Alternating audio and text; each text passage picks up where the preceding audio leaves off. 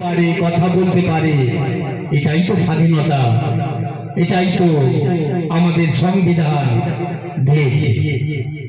সুতরাং আমরা স্বাধীন দেশের স্বাধীন নাগরিক হিসাবে আমাদের যে যার ধর্মকে সরিয়ে রেখে আমরা চলতে পারি আমাদের ভারতবর্ষে মাথা উঁচু করে।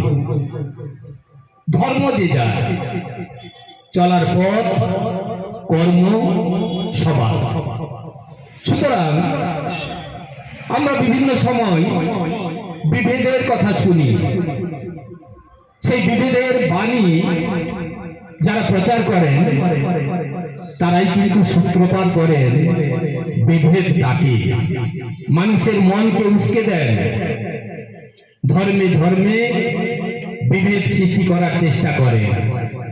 আমরা যদি এক তাকে কোরআন, বাইবেল, গীতা, ভাগবত বিভিন্ন ধর্মগ্রন্থগুলো রাখি, তারা কিন্তু মারামারি করে না, তারা পাশাপাশি একে অপরকে জায়গা ছেড়ে দেয়। তার যতটুকু জায়গা দরকার ততটুকু নেওয়ার পরে এতটুকু কিন্তু বেশি চায় না।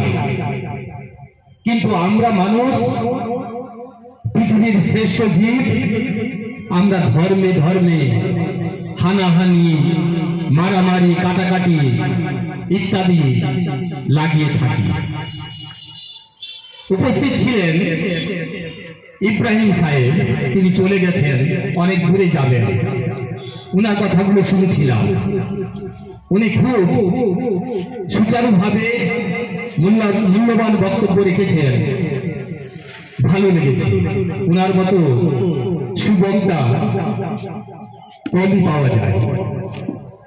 আর রমজান বাবুর ব্যাপারে বলি, উনি